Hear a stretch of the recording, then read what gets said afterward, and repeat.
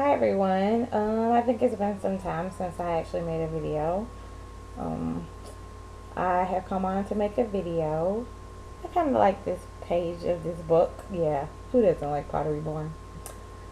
Anywho, basically I'm kind of making this video to kind of talk about just my experiences a little bit as a Jehovah's Witness, and also talk about my mom and my brother and some of the things that they're getting into, the kooky things witnesses get into. Um, but I have a fairy tale to tell, so I'll start off with it first. Um, I think I was probably about 12 years old, and I remember I was very, very small for my age. I was like always the shortest, the smallest, the lightest, the thinnest. So at 12, I probably looked about maybe 6. Oh no, take it back. I was probably 8. I was 8. And of course, as a witness, I wasn't allowed to associate with anyone except another, witness children. So one of the elders and had a younger daughter. She was probably about 6. So actually, no, I was 10. I think she was 6 because we had about a 4-year difference. So I was about 10.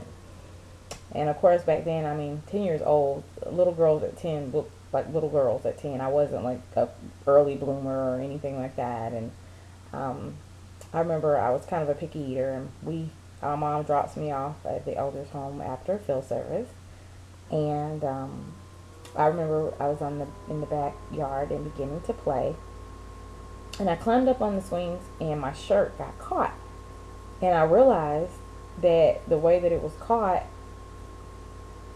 I couldn't get out. It was gonna rip, but I was being basically taught that you don't show your body, so I realized that it was gonna rip. So when I jumped down, it ripped, and I quickly covered myself to try to run in the house. Well, the elder had an older daughter that was 17 and a son that was 15.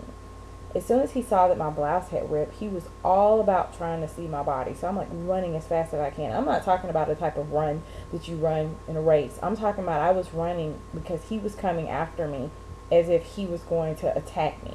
Like, I was breathing hard. I ran and slammed the bathroom door. I had grabbed my bag, and luckily I was able to change my shirt before he was able to get to me. After that, I think I didn't go back outside anymore because I was kind of afraid to be near him. We had dinner, and I remember that night, of course, I was there with my friend. I won't say her name. I was there to spend the night and, play and hang out with her. And I remember after dinner, we had to get washed up for bedtime. And it was my turn to go in the shower. And their son kept insisting that he wanted to go in the shower with me. The same thing happened. I had to run to get to the bathroom and lock the door. I had to put a chair up against the door. It was a chair inside their bathroom. I put it up against the door so he wouldn't come inside. That's how bad this person was just really trying to like attack me. So after I took a shower and changed my clothes, and I put on my, pajamas with the long sleeve top and pants, I go in my friend's room, and we're there, and all of a sudden the father comes in and says, "Oh, he's gonna sleep with you guys." And I think my heart just sunk because I didn't know what to do. It was late at night. I knew my parents weren't going to come and get me. They weren't going to believe anything that an elder would ever let their son sleep in the bed with me. I was terrified. All I could do was just pray and pray and pray. And I remember I was like, well, I refused to sleep next to him. I slept with his sister in the middle of us. And I remember he kept trying to get to me and pull my clothes off or pull my pants off at night, but I kept pushing his sister in between us. Fortunately for me, his sister wet the bed that night. She wet the bed. It was a huge puddle. Praise God for the puddle. Because for some reason, it obviously disgusted him to the point where he decided to leave. But I just always thought, like, why would a parent tell a son that age to sleep in the bed with a 10-year-old and a 6-year-old child? Why would that be okay? Why would you walk in the room and give that type of blessing to that? Crazy thing that J-Dubs do. But, you know, after that, I came home and I told my parents, I was like, that is the last time I am going over there. I will not return to their home for anything.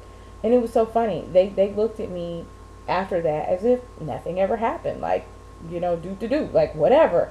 And I always thought to myself, I was like, are you really kidding me? That this family, this man and his wife were aware of what happened, and it seemed to be nothing. I don't know. But now that guy is married, I think he's no longer a Jehovah's Witness. He actually married a woman that had 5 children when he was about 19. I don't know if he did that to get away from her. I mean, get away from the, situation of being a Jehovah's Witness or what. But um, I definitely didn't like the fact that I was pretty much almost raped in their house. Um, but anyway, I digress. I also wanted to ask if anyone on YouTube, if they had heard anything about witnesses moving to Costa Rica. Right now, my mom is all about going to Costa Rica.